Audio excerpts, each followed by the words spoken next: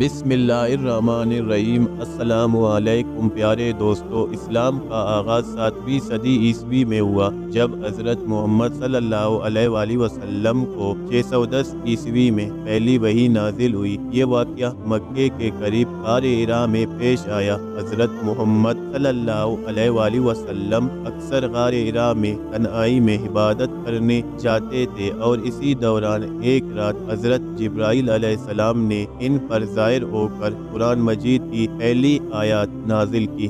اقرأ بسم ربک الذی خلق، یعنی پڑھ اپنے رب کے نام سے جس نے پیدا کیا، انسان کو جمے ہوئے خون سے پیدا کیا۔ پڑھ اور تیرا رب بڑا کریم ہے جس نے قلم کے ذریعے علم سکھایا، انسان کو وہ سکھایا جو وہ نہیں جانتا تھا۔ حضرت محمد صلی اللہ علیہ وآلہ وسلم پہلی وحی کے بعد ڈر اور اضطراب کے عالم میں گھر واپس آئے اور اپنی زوجہ حضرت خدیجہ رضی اللہ تعالیٰ عنہ سے مشورہ کیا۔ حضرت خدیجہ رضی اللہ تعالیٰ عنہ نے انہیں تسلی دی اور اپنے چاچا زاد بھائی ورقہ بن نوفل سے مشورہ کیا جو کہ ایک نصرانی عالم تھے۔ ورقہ بن نوفل نے اس بات کی تصدیق کی کہ حضرت محمد صلی اللہ علیہ وآلہ وسلم پر نازل ہونے والی وحی ہے جو پہلے انبیاء پر نازل تھی۔ اس کے بعد حضرت محمد صلی اللہ علیہ وآلہ وسلم کو نبوت کا حکم ملا اور انہوں نے اپنے قریبی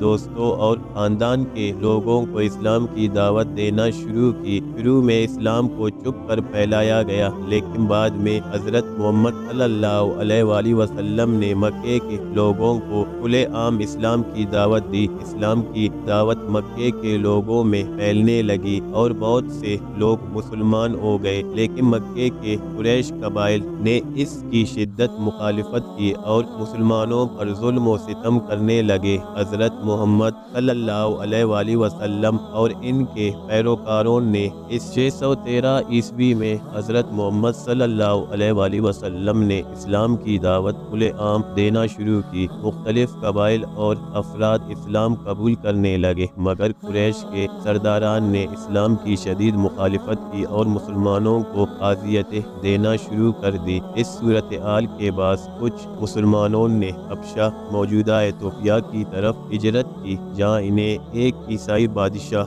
نجاشی نے پناہ دی۔ 622 عیسوی میں حضرت محمد صلی اللہ علیہ وآلہ وسلم نے اللہ کے حکم سے مکے سے مدینہ ہجرت کی، جسے ہجرت مدینہ یا ہجرت کہا جاتا ہے۔ اس واقعے سے اسلامی تقویم ہجری کیلنڈر کا آغاز ہوتا ہے۔ مدینے میں حضرت محمد صلی اللہ علیہ وآلہ وسلم نے ایک اسلامی ریاست قائم کی جہاں مسلمان آزادانہ طور پر اپنی عبادت انجام دے سکتے تھے۔ مدینے میں اسلام کی تبلیغ اور فروغ تیزی سے ہونے لگا۔ مدینے کے لوگوں نے حضرت محمد صلی اللہ علیہ وآلہ وسلم کا استقبال کیا اور ان کی قیادت میں ایک مضبوط مسلم معاشرہ قائم کیا۔ مدینے میں اسلام کے فروغ کے ساتھ ساتھ مکے کے قریش قبائل کے ساتھ مختلف جنگیں بھی ہوئی، جن میں بدر، عاد اور خندق کی جنگیں شامل ہیں۔ ان جنگوں میں مسلمانوں کو بعض اوقات کامیابی اور بعض اوقات نقصان کا سامنا کرنا پڑا، مگر ان کا عزم مضبوط رہا۔ 630 عیسوی میں حضرت محمد صلی اللہ علیہ وآلہ وسلم نے مکے کو فتح کیا۔ مکے میں داخل ہونے کے بعد انہوں نے قریش کے لوگوں کو معاف کر دیا اور خانہ کعبہ کو بتوں سے پاک کیا۔ اس کے بعد اسلام مکہ اور اس کے